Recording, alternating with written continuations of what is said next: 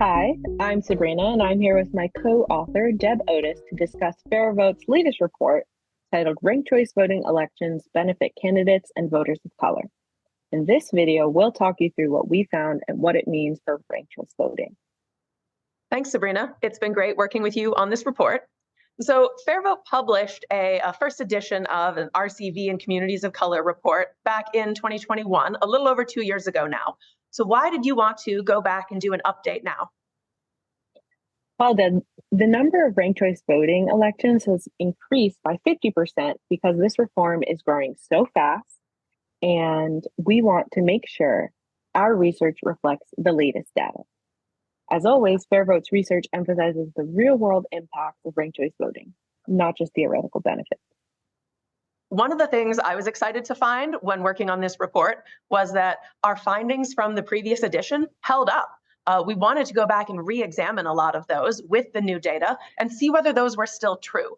And so I'll highlight 3 things we found where we updated our old data, checked, and found it to still be true. So first up, candidates of color continue to do better in the round-by-round counting process. That means when candidates are eliminated and those ballots are transferred to voters' second choices, candidates of color pick up more votes during that process. They grow their vote share by more than white candidates. Second finding, candidates of color are paying no penalty when they run in a race against other candidates of their same racial or ethnic background. Now, we're in a time when we're seeing historically large and diverse fields of candidates in elections, and that should be a good thing. But if you don't have ranked choice voting, that can cause 2 candidates who appeal to the same group of voters to split the vote, and neither of them can win. With ranked choice voting, we showed yet again, ranked choice voting prevents that vote splitting.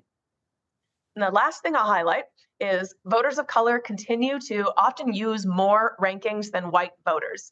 This report is now the 3rd report in over a decade that has found this result.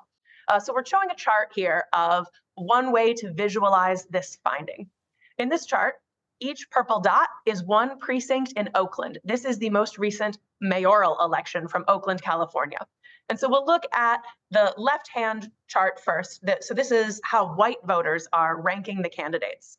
Each dot is a precinct.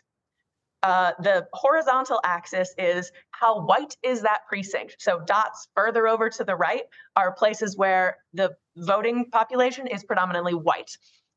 The vertical axis is the percent of candidates ranked. And so we're seeing across all of these precincts, typically voters are ranking between 50% and 80% of candidates. So that's already good use of the ballot across the board.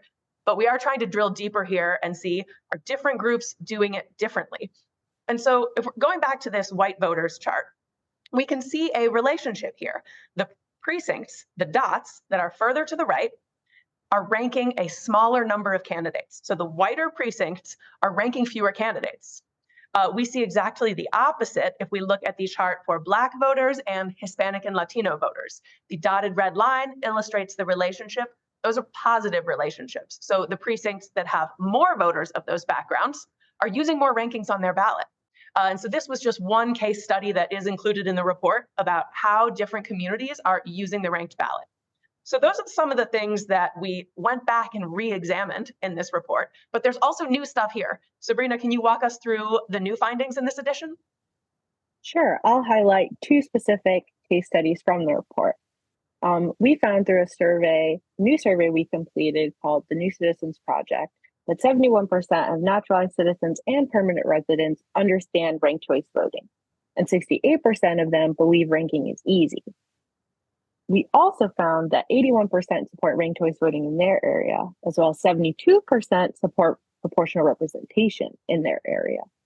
In another case study, we also found that Alaska Natives were key to Mary Petola's victory in Alaska. Alaska Natives make up almost 20% of Alaska's population, which is higher than in any other state. 55% of Alaska Native voters chose Mary Petola as their first choice compared to just 45% of non-Native voters in the August special congressional election. In the November election, it was even higher, with an estimated 74% of Native voters supporting Petola. So not only is Patola the first Alaska Native congressperson, but she was propelled to that position by Native voters themselves.